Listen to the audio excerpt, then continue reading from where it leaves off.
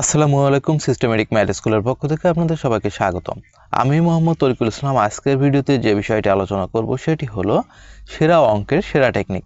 কিভাবে এ ধরনের অঙ্ক বিভিন্ন প্রতিযোগিতামূলক পরীক্ষাতে লিখিত অথবা বহু নির্বাচনী প্রশ্নে সহজে সমাধান করা যায়।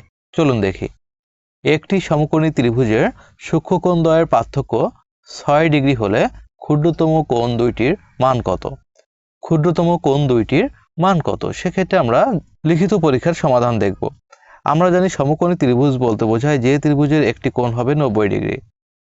তাহলে এই কোণটি যদি 90 ডিগ্রি হয়, ত্রিভুজের তিন কোণের সমষ্টি হলো 180 ডিগ্রি। ত্রিভুজের তিন কোণের সমষ্টি হলো 180 ডিগ্রি। তার থেকে একটি কোণ যদি 90 ডিগ্রি নিয়ে নেয়, তাহলে থাকে আর 90 ডিগ্রি।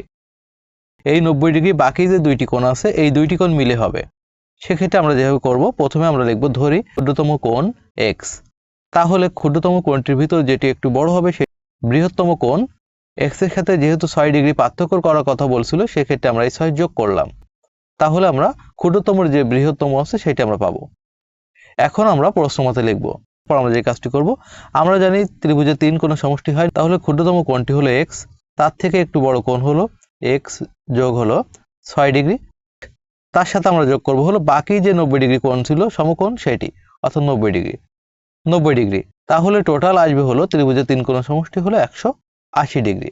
x আর x যোগ করব, তাহলে আসে হলো 2x যোগ 6 ডিগ্রি আর 90 ডিগ্রি যদি যোগ করি তাহলে আসে হলো 96 ডিগ্রি।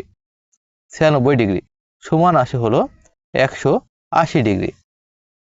2x রাখবো সমান 180 ডিগ্রি দিব। দেওয়ার পর এই 96 যেহেতু সমানের পূর্বে যোগ ছিল, এটি সমানের পরে গেলে বিয়োগ হবে, তাহলে 96 ডিগ্রি।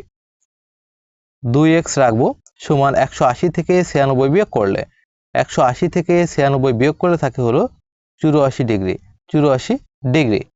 এখন আমরা x এর মান বের করব।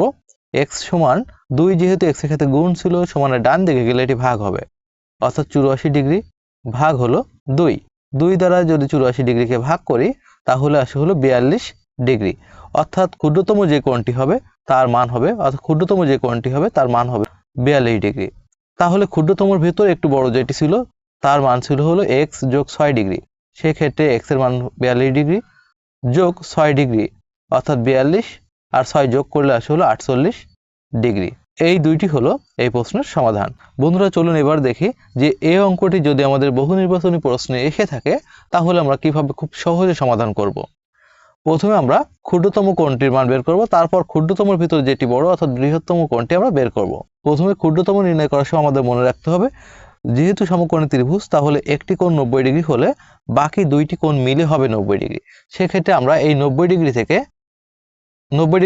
6 ডিগ্রি যেহেতু পার্থক্য আছে, সেহেতু 6 ডিগ্রি আমরা বিয়োগ করব।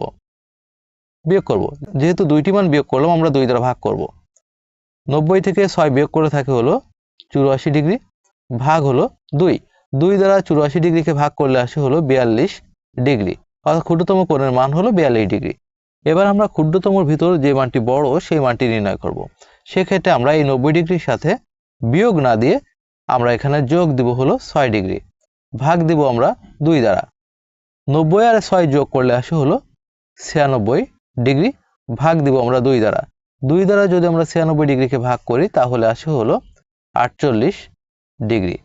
এই দুইটি হলো এই প্রশ্নের সমাধান।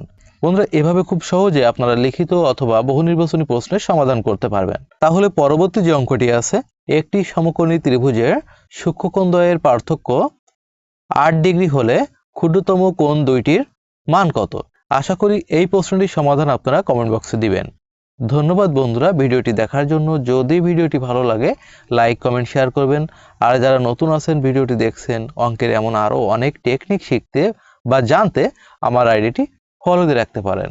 আর যারা আমার ইউটিউব চ্যানেল থেকে আমার ভিডিওটি দেখছেন তারা আমার ইউটিউব চ্যানেলটিকে সাবস্ক্রাইব করবেন।